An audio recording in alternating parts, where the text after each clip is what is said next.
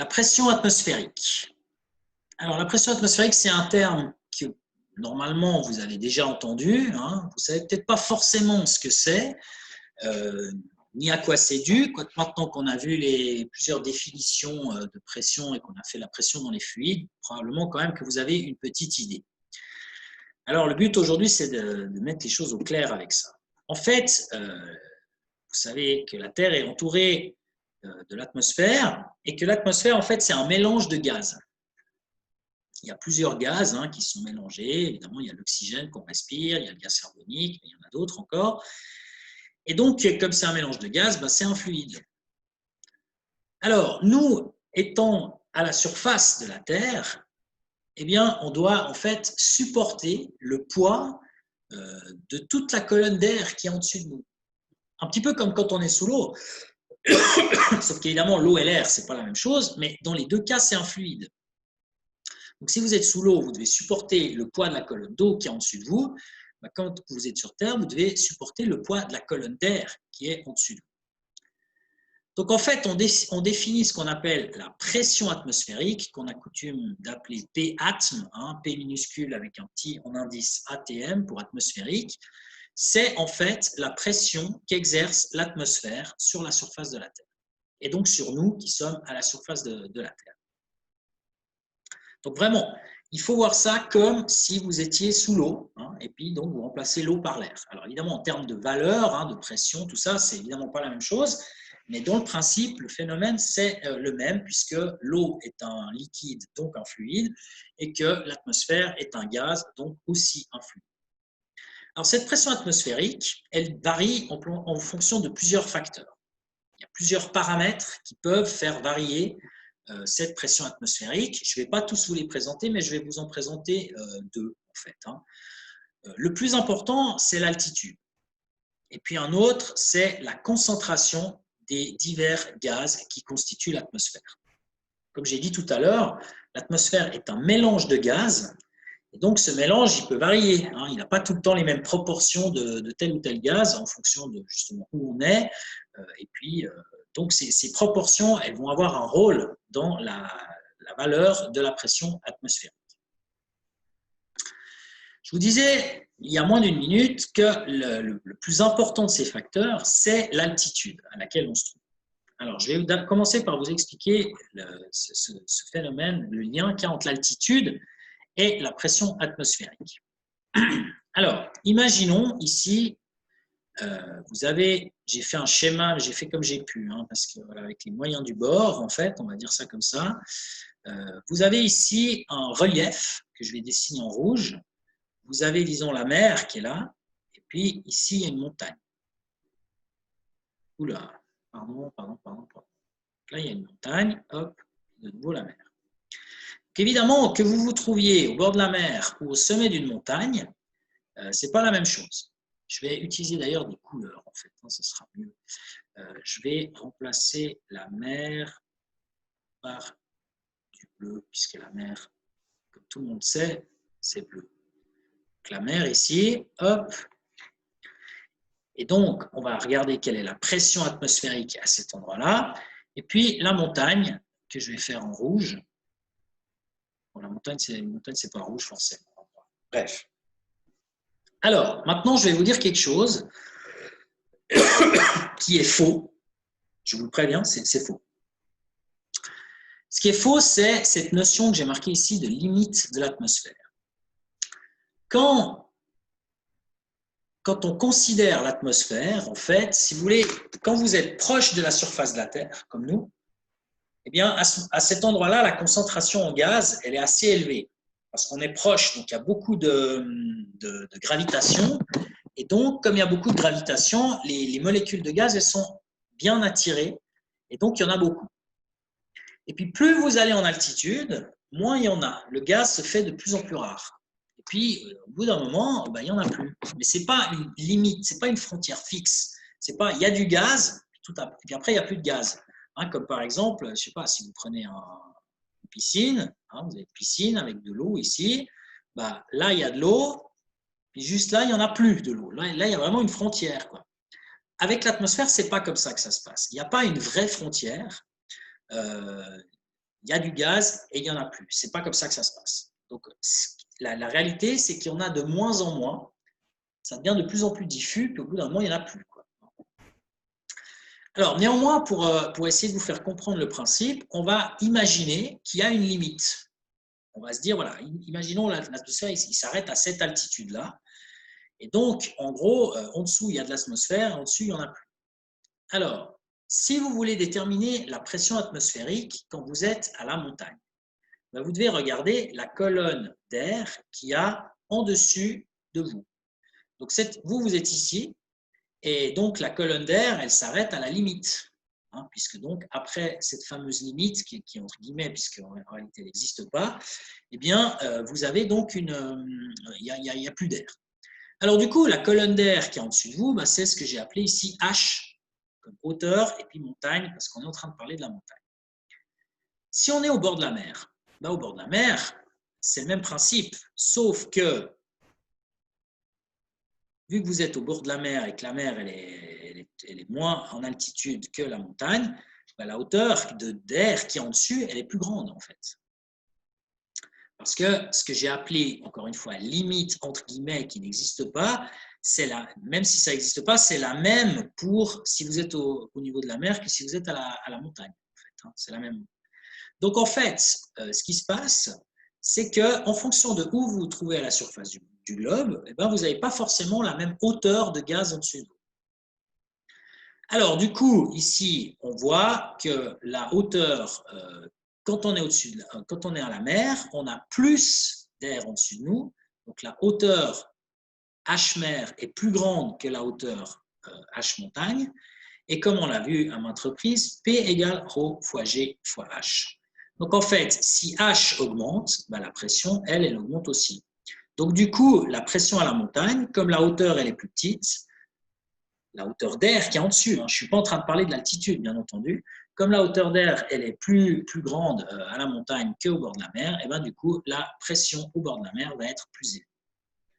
En réalité, dans cette histoire, comme on va le voir tout à l'heure, hein, je vais répondre à une question, mais plus on monte, pardon, je ne vais pas écrire ça en bleu, je vais écrire ça en jaune, hein.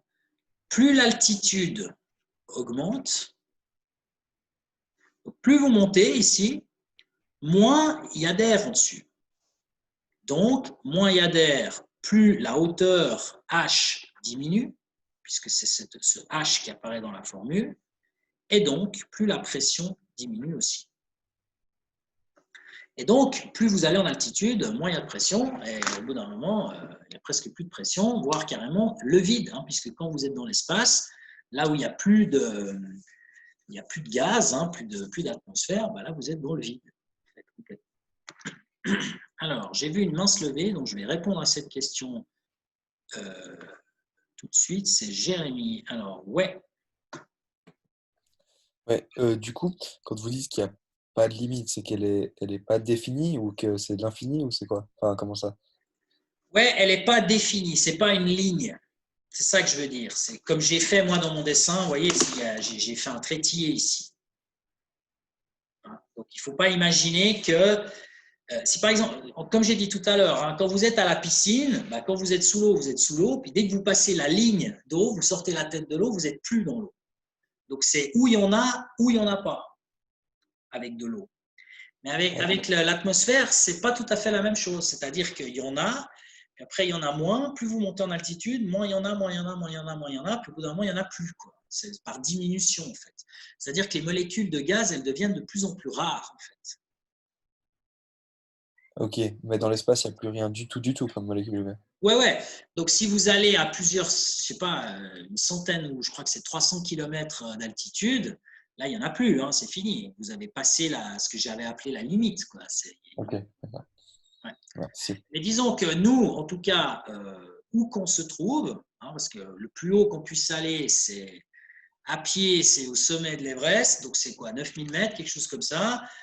Si vous êtes dans un avion, vous êtes à, je sais pas, 10, 11 000 mètres, un truc du style, vous êtes loin de cette limite quand même. ouais. Là, il y a encore beaucoup de gaz à cet endroit-là. Alors, je continue avec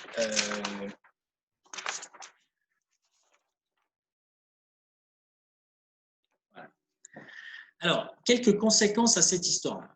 Vous avez, j'imagine, toutes et tous déjà fait des courses d'école quand vous étiez enfant.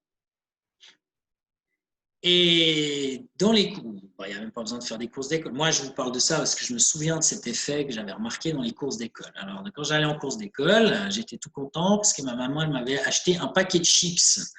Alors, admettons que j'aille depuis Lausanne à Lézin avec mon paquet de chips dans mon sac.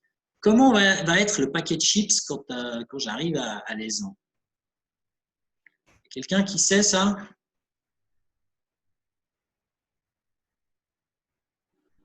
Non? Personne se manifeste? Oui? Jérémy. Ah. Alors, qu'est-ce que vous dites? Attendez. Hop. Voilà. Bah, il va pas être plus gonflé quand on arrive en haut. Exactement. Il va être plus gonflé. C'est exactement ça.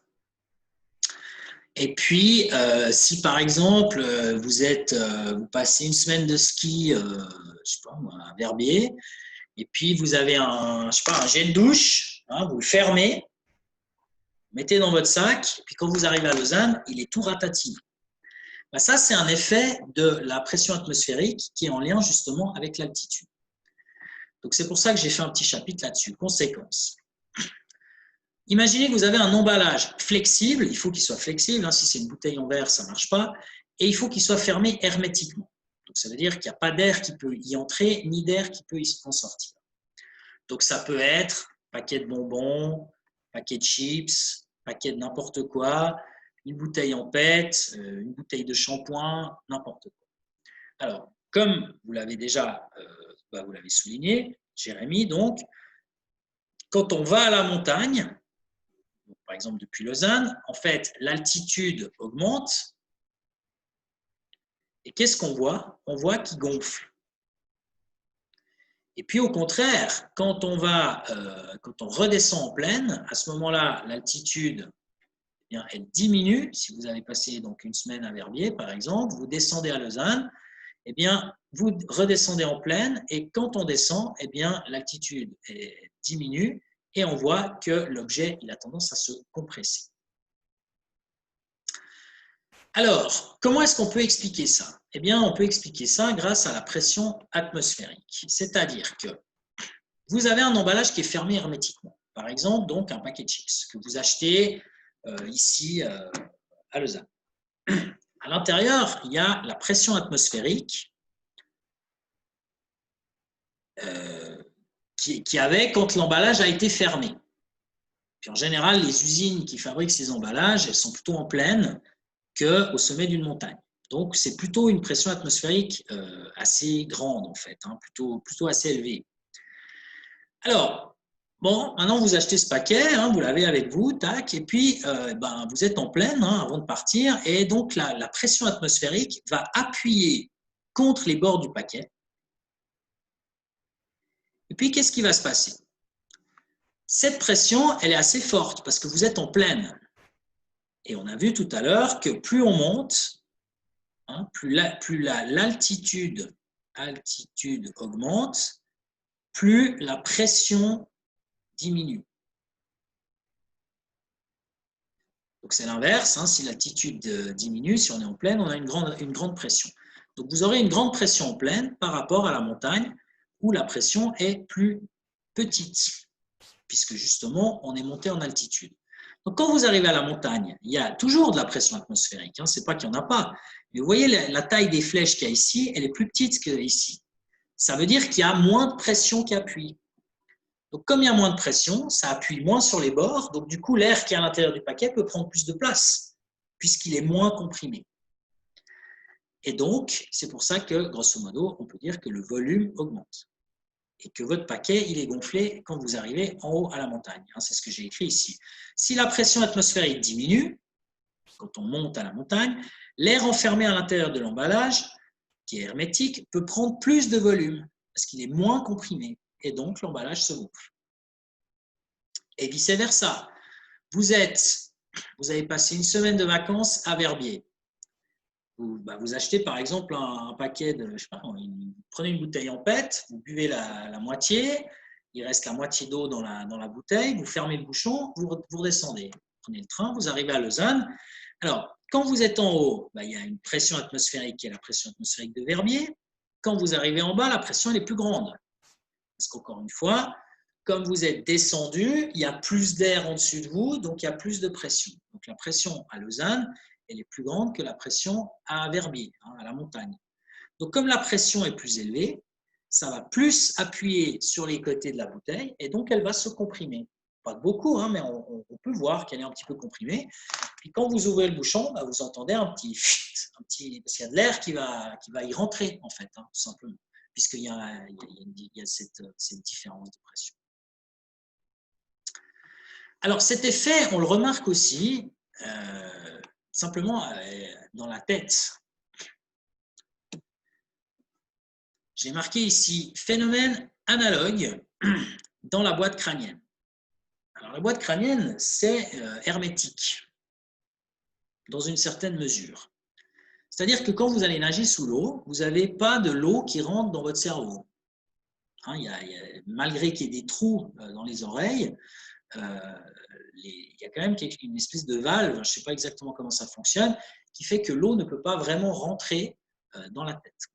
Elle peut rentrer dans une partie de l'oreille, mais après, il y a une fermeture.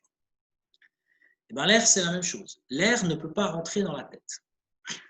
Enfin, quand je dis ne peut pas, on continue, ne peut pas. Alors, du coup, la pression atmosphérique, c'est l'air qui appuie là au-dessus, puis ça va donc pousser l'air qui va appuyer sur vos oreilles. Donc, cette pression atmosphérique, elle va appuyer plus ou moins fortement, selon la valeur de la pression, sur vos tympans. Donc, si par exemple, vous montez à la montagne, qu'est-ce qui va se passer? Ça, c'est votre tête. Ouais, il y a le dessin là-bas. Je vais utiliser le dessin de la page d'à côté. Vous êtes en plaine. Il y a quand même un peu d'air dans la boîte crânienne qui se trouve à la même pression, parce qu'on parle, il y a de l'air qui peut rentrer quand même d'une certaine manière. Donc l'air qui est à l'intérieur de la tête, elle se trouve à la même pression que l'air qui est à l'extérieur. Ce qui fait que comme c'est la même pression, les tympans qui sont ultra sensibles, ils ne perçoivent pas de différence de pression, puisque c'est la même. Alors si maintenant, par exemple, en train, on ne voit pas trop, mais si vous prenez une voiture, une moto ou un hélicoptère, puis que vous allez à la montagne, donc du coup, l'altitude, elle augmente rapidement. Donc du coup, la pression, elle diminue rapidement aussi. Plus rapidement que si vous allez en train ou en vélo ou à pied. Alors, qu'est-ce qui va se passer? Dans votre tête, vous avez l'air qui a une certaine pression, qui est la pression atmosphérique quand vous étiez en plaine. Il y avait un équilibre quand on était en plaine parce que les deux étaient à la même pression. Quand vous arrivez à la montagne, dans votre tête, il y a toujours la même pression atmosphérique de la plaine. Par contre, à l'extérieur, vous avez une pression atmosphérique qui est plus petite. La pression à la montagne, elle est plus petite. Donc, du coup, vous aurez l'air qu'il y a dans votre tête qui va pousser, si vous voulez, ici, l'air qui est dans votre tête aura tendance à pousser un peu plus sur les tympans. Et donc, ça va vous faire une sensation d'avoir les oreilles bouchées, parce qu'en fait, l'air va pousser vos tympans vers l'extérieur. Et qu'est-ce que vous devez faire pour enlever cet effet? Vous devez en fait rééquilibrer les pressions. Vous devez faire en sorte qu'à l'intérieur de votre tête, quand vous êtes à la montagne, il n'y ait plus la pression qu'il y avait en plaine, mais il y ait la pression qu'il y a à la montagne, c'est-à-dire la pression que j'ai dessinée en vert. Et s'il y a la pression qu'il y a à la montagne à l'intérieur de votre crâne, qui est plus petite, donc la pression à la montagne, du coup, il n'y aura pas de différence entre les deux côtés des tympans, et donc vous ne sentirez plus vos oreilles bouchées. Donc, ce qu'il faut, c'est rééquilibrer les tympans, les pressions. Et comment ça se fait, ça? On peut le faire, par exemple, en bâillant. Ou ce qu'on fait aussi, c'est qu'on se bouche le nez, on se bouche la bouche, puis on souffle avec le nez bouché. Et du coup, ça exerce une petite force sur les tympans qui les décolle juste ce qu'il faut pour qu'il y ait un petit peu d'air qui rentre ou qui sorte pour rééquilibrer les tympans. Donc, à la montagne, c'est plutôt de l'air qui va sortir, en fait, de la boîte crânienne, puisque justement, la pression, elle est plus élevée à l'intérieur qu'à l'extérieur. Si vous faites le contraire, si vous êtes à la montagne puis que vous descendez en plaine, ben là, vous aurez une pression à l'intérieur qui est trop petite par rapport à la pression de l'extérieur. Donc, vos tympans seront comprimés vers l'intérieur de la tête. Donc là, de nouveau, il faut bâiller pour justement équilibrer ces pressions. Ça, c'est ce que j'avais écrit à cet endroit ici. Là. Ici, là. Il faut bâiller, là en bas, il faut bâiller pour rééquilibrer les pressions. Alors, je vais encore vous parler de celui-là, et puis après, je vais arrêter avec la théorie. En fait, je vais aller moins loin que ce qui était prévu. Donc, la dépendance de l'altitude, plus on monte en altitude, moins il y a de pression. Et puis, il y a encore une autre dépendance, c'est celle de la concentration des divers gaz qui constituent l'atmosphère. Alors, ces différents gaz, ils sont dans des proportions différentes. Je ne pourrais pas vous dire exactement combien c'est, mais il n'y a pas autant de CO2 que d'oxygène, par exemple. Ça, j'en suis sûr. Donc, il y a des pourcentages différents. Et puis, en plus, ces gaz, donc, ils n'ont pas, ça c'est ce que j'ai appelé ici, ils n'ont pas la même concentration. La concentration de gaz dans l'air n'est pas la même selon les gaz. Et puis, ensuite, ils n'ont pas tous la même masse volumique. Donc, si vous avez plus d'un gaz que de l'autre, eh bien, c'est sa masse volumique qui va l'emporter. Donc, ça aura des influences, hein, puisque donc la pression, comme je vous l'ai déjà dit à maintes reprises, c'est ρ fois G fois H. Donc, ça aura une influence sur la masse volumique totale de l'air, en fait, hein, du mélange, on va dire ça comme ça. Et donc, ces proportions, elles varient en fonction de plusieurs facteurs, hein, en fonction du lieu, en fonction de la température aussi. Et ça, c'est en particulier le cas pour un des constituants de l'atmosphère qui est la vapeur d'eau. Comme vous le savez, il y a énormément d'eau. Hein. La planète Terre, elle est recouverte à plus d'environ 70% d'eau. Et cette eau, ben, il y a des échanges évidemment avec l'atmosphère. Donc, dans l'atmosphère, il y a de l'eau, hein, mais sous forme donc de vapeur, en fait, hein, sous forme de gaz en réalité. Et donc, c'est la concentration en vapeur d'eau, elle est assez dépendante finalement des conditions qui sont la température, par exemple. Donc, la concentration de vapeur d'eau dans l'air, c'est ce qu'on appelle le taux d'humidité, hein, pour être clair, hein, eh bien, ça va avoir un effet sur la masse volumique de l'air. Donc, si cette masse volumique de l'air varie, eh bien, ça va faire varier aussi la pression atmosphérique. Il est clair que ça fait moins varier que la hauteur, dont on a parlé tout à l'heure. La hauteur, c'est vraiment l'effet principal, hein, ça on le sent très très bien. La concentration, la pression atmosphérique, en fonction de la masse volumique de l'air, ça varie évidemment. On est tout à fait capable de mesurer ces variations. Elles ont une importance, mais ce n'est pas autant important que la pression qui est due à l'altitude.